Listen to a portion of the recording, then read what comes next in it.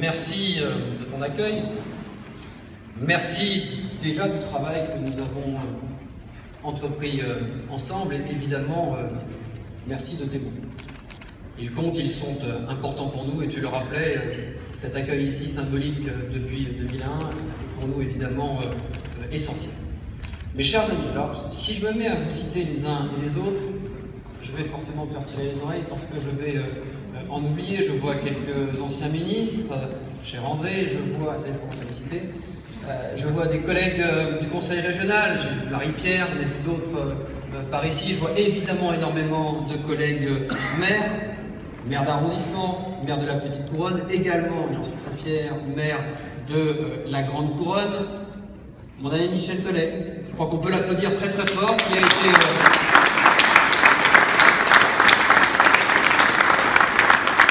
été un bon président de notre association, et pour en avoir récupéré les clés, les murs, les comptes et le personnel, je peux évidemment en attester, dans une période qui n'a pas été facile puisqu'elle a été celle du contexte institutionnel nouveau de la métropole à la suite du décès de notre ami Claude. Donc mon cher Michel, je veux à nouveau te remercier et vous convier évidemment nombreux à notre salon qui aura lieu, si je ne dis pas d'ânerie, 14, 15, 16 avril prochain au Parc Floral, puisque après une assemblée générale qui le validera, nous aurons l'honneur de pouvoir désigner notre ami Michel Telet comme président d'honneur de la MIC. Je vous invite à l'applaudir une autre fois.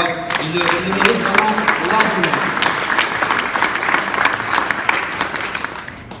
Mes chers amis, nous sommes au début d'un mandat. Ça me permet évidemment de féliciter toutes celles et ceux parmi nous qui sont nouvellement élus dans ce contexte un petit peu particulier sur lequel Anne a déjà évoqué quelques points et sur lesquels je vais revenir. Ça me permet évidemment d'avoir aussi une pensée pour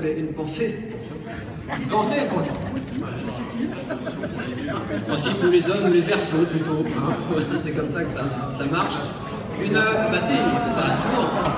Une pensée, pardon mais je vous dis d'expérience, une pensée, disais-je, hein, une pensée, disais-je, pour nos amis maires, de gauche comme de droite, parce qu'à la MIF, ce n'est pas ça le sujet, qui n'ont pas été réélus, qui ont pu être emportés par telle ou telle vague ou qui ont tout simplement pas souhaité se représenter. Je le dis parce qu'avec le travail que nous faisons les uns et les autres, sans peut-être toujours avoir la capacité à dire si nous faisons bien ou mal, est un travail harassant, particulièrement chronophage, évidemment particulièrement enrichissant du point de vue humain, et j'imagine que celles et ceux, j'ai des amis qui ont perdu ces élections municipales, et je sais qu'ils en ont été très profondément touchés. On n'en parle jamais de ceux qui ont perdu, et j'aimerais évidemment avoir une pensée pour eux. Ils ont donné ce que nous donnons chaque jour dans nos mandats pour nos habitants, et je pense que c'est important qu'évidemment on songe à eux en ces instants. Nous voilà donc au début d'un mandat. Alors Anne l'a dit, mandat éminemment complexe. On a plusieurs effets de ciseaux face à nous qui vont nous obliger parfois à réfléchir sur l'avenir, même peut-être du statut qui est le nôtre. Il y a d'abord, et je voudrais saluer la présence de mon ami Philippe Laurent, qui est là avec sa double casquette, à la fois membre éminent de notre association, mais également nouveau secrétaire général, si je ne dis pas d'ânerie, et on peut l'applaudir très fort, de l'Association des maires de France, et qui évidemment, ce matin à nos côtés, représente notre ami François Barmoin, lui également élu récemment président de l'AMF. Nous avons face à nous un premier sujet, qui est évidemment le sujet de la baisse des dotations. Sujet important, parce que dès que j'ai été élu, beaucoup de maires m'ont sollicité sur ce sujet-là. D'ailleurs, parfois avec la volonté de bouger très très fort, d'essayer de faire bouger l'opinion. Il y a sur ce sujet, mes chers amis, à la fois la nécessité pour nous de dire au gouvernement de nous battre, c'est la légitimité d'une association représentative d'élus, sur les conditions que vont faire peser sur nous ces baisses de dotation. Parce qu'elles sont considérables. Si je prends ma seule commune, cette baisse de dotation entre 2010 et 2017 va faire baisser la DGF de quasiment 60%. C'est pas neutre sur un budget communal, c'est pas neutre dans l'action qui est la nôtre. Mais je crois que sur ce sujet, même si nous devons, avec un gouvernement qui a décidé de ne pas plier en 2015, qui pour l'instant décide de ne pas plier en 2016 et 2017, Calendrier étant ce qu'ils sont, peut-être que nous aurons quelques éléments de satisfaction à venir. Mais je crois qu'au-delà du combat que nous pouvons mener légitimement sur le besoin de dotation qui est le nôtre, nous devons aussi avoir la responsabilité, la capacité à nous interroger sur nos propres modes de fonctionnement. Les maires vont devoir, comme tout le monde, faire des sacrifices et faire des efforts. Alors qu'on s'entend bien, vous êtes très nombreux à bien me connaître ici, je ne suis pas de nature à baisser les bras, c'est pas ça le sujet. Mais en même temps, j'en appelle à notre responsabilité collective. Il va falloir que nous fassions énormément d'efforts d'économie, et donc de facto énormément d'efforts de restructuration dans nos collectivités, parfois même d'interrogation sur l'exercice de nos mandats et le mode de fonctionnement et de gouvernance de nos collectivités. De ce point de vue-là, en reprenant des termes assez souvent employés par Michel, les partenaires, celles et ceux qui font de la mise partenaire, nos entreprises qui travaillent avec nos collectivités. Michel disait régulièrement que sans ces entreprises qui mettent en œuvre les projets que nous portons, nous ne sommes pas grand-chose. Je crois qu'aujourd'hui, c'est presque encore plus vrai qu'avant, parce qu'au-delà de nous aider à porter des projets, il va falloir, dans certains corps de métier notamment, nous apprendre aussi, nous donner des clés nouvelles aussi, à créer et à gérer différemment. Et de ce point de vue-là, cette articulation un petit peu particulière, qui est celle de la MIF et de la MIF partenaire, va prendre encore plus de sens. Le deuxième sujet, évidemment important, tu évoquais la question de Paris Métropole, mais peut-être d'un point de vue plus large, et c'est aussi ça, l'un des chantiers peut-être nouveaux de la MIF, qui jusqu'à maintenant s'est davantage appuyée sur Paris Métropole qu'elle n'a été fer de lance sur la question métropolitaine. C'est qu'à l'échelle de la région Île-de-France, parce que l'Association des maires d'Île-de-France, qui représente aujourd'hui quasiment 1180 maires sur 1280, c'est-à-dire une représentation colossale dans tous nos territoires. Ça n'est pas seulement la métropole du Grand Paris. Il y a évidemment la métropole du Grand Paris, avec les débats qui ont cours en ce moment, question de la révision de l'article 12 et nos satisfactions ou nos frustrations, évidemment. Mais il y a d'autres territoires. Michel disait assez souvent, je sais qu'il avait un débat avec Bertrand Delanoë d'ailleurs sur ce sujet-là, attention à ce que nous n'ayons pas à terme une région à 2 vitesses. On pourrait même oser dire attention à ce que nous n'ayons pas à terme une région à 3 vitesses. Parce qu'au-delà de Paris Métropole, si on se fie à la MAPTAM, vous savez, cette loi imprononçable, c'est 3 territoires. Ce sont 3 territoires qui se dessinent sur la région Île-de-France. Paris Métropole, évidemment, mais également la réorganisation intercommunale sur ce qui reste de l'aire urbaine au-delà de Paris Métropole, avec la nécessité de créer des agglomérations au 1er janvier prochain, dans 11 mois, sans qu'on sache d'ailleurs forcément comment on va faire budgétairement, par exemple, en termes de compétences, mais en tout cas, des agglomérations d'au moins 200 000 habitants, et dont l'impact ne va pas être neutre, y compris dans l'exercice de notre propre mandat. Si je prends un exemple assez égoïste, celui que je connais le mieux, le mien, pour que l'on ait chacun un ordre d'idée de ce que cela pourrait produire dans l'exercice de notre pouvoir de maire, si essentiel, j'avais avant les élections municipales, dans la communauté d'agglomération d'Évry, 11 délégués pour ma commune sur un conseil communautaire de 57 délégués. Autant dire que le poids politique représenté par ma commune était important. Si on va au bout du dessein du préfet au 1er janvier prochain, nous serons dans une agglomération de 530 000 habitants. 533 000 pour être exact. Ma commune ne sera plus représentée par 11 délégués, mais par 2. Et nous ne serons plus 11 sur 57, mais 2 sur 105. Si vous alliez le phénomène de la baisse des dotations, que vous alliez évidemment le phénomène de restructuration des intercommunalités, qui, pour la 3e couronne, vont emmener les intercommunalités vers 20 000 habitants. Imaginez quand même la distance que cela va faire d'un village à l'autre pour parvenir à 20 000 habitants. Si vous ajoutez à cela d'autres lois qui sont discutées, la loi NOTRe évidemment, qui est importante, nous serons en élection départementale et en élection régionale cette année, c'est un sujet dont évidemment nous reparlerons beaucoup.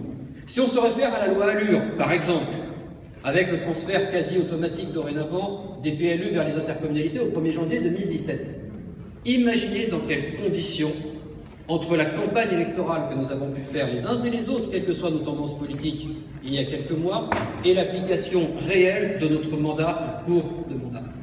Ça vous montre, mes chers amis, que le mandat que nous avons face à nous est tout à fait particulier.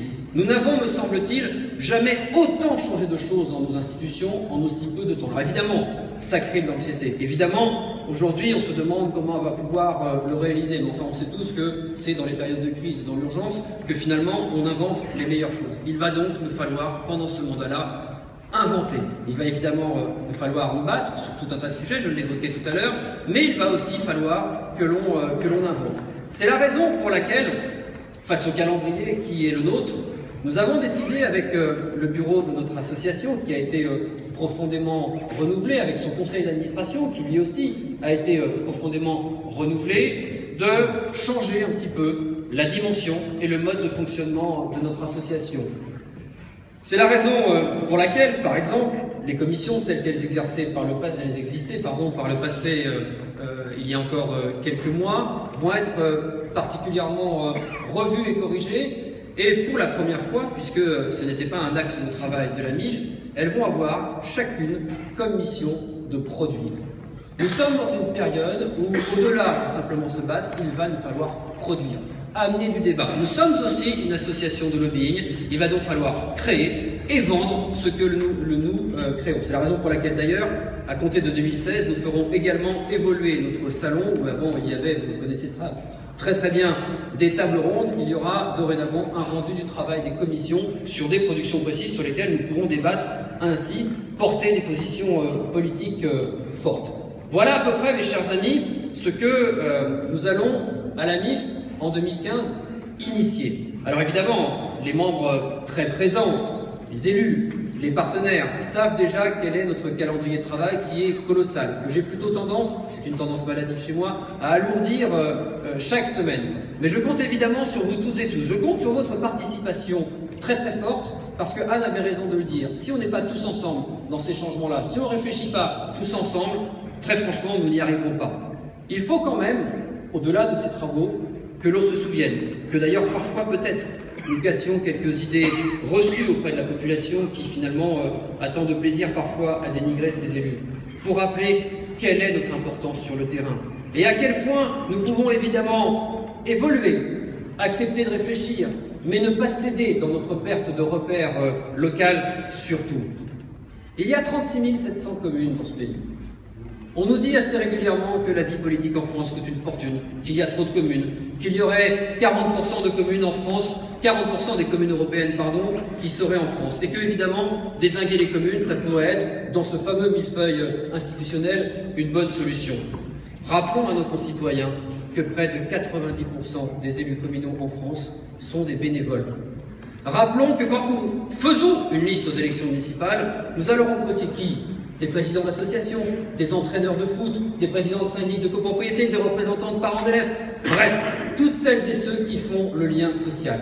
Et si évidemment nous sommes assez collectivement maintenant favorables à ce que les agglomérations grandissent, sans doute pas autant, sans doute pas aussi vite, nous ne pourrons pas accepter aussi que ce lien social de terrain puisse être dégradé.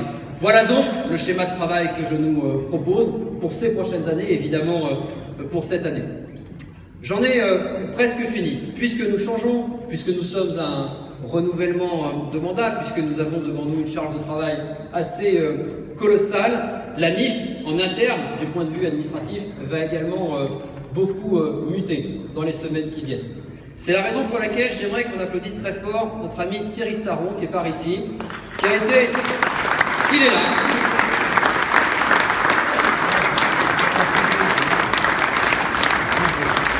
Qui a été directeur général de notre association pendant très longtemps et qui reste évidemment à l'association à mes côtés, notamment sur la question spécifique du Grand Paris qu'il maîtrise parfaitement bien. Et j'aimerais qu'on applaudisse au moins aussi fort Sophie Rigaud qui le remplace dans le poste de directrice générale de l'association. Elle est ici.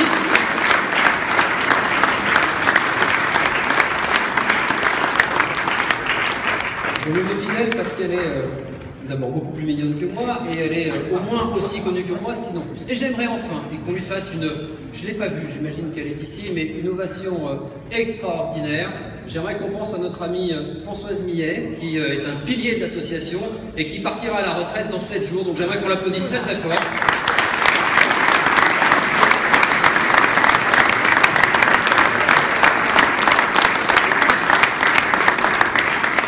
Nous allons donc, vous le voyez, à tous les étages, nous renouveler affiner nos partenariats. J'ai rencontré à peu près tous les responsables institutionnels que compte cette région ou la ville de Paris depuis des mois pour tisser de nouveaux liens de travail. Paris Métropole et sa commission territoire notamment, la création d'une commission mixte AMF et AMIF sur la question du Grand Paris, ce qui est une nouveauté. Bref, beaucoup de travail à accomplir, mes chers amis. Je vous souhaite une bonne année 2015. Je vous souhaite d'être très présents dans nos travaux. Et j'aimerais rappeler, je le fais systématiquement à mes vœux, mais c'est important qu'on ait ça en tête, que l'année qui vient, elle sera surtout ce que nous en ferons. Merci à vous.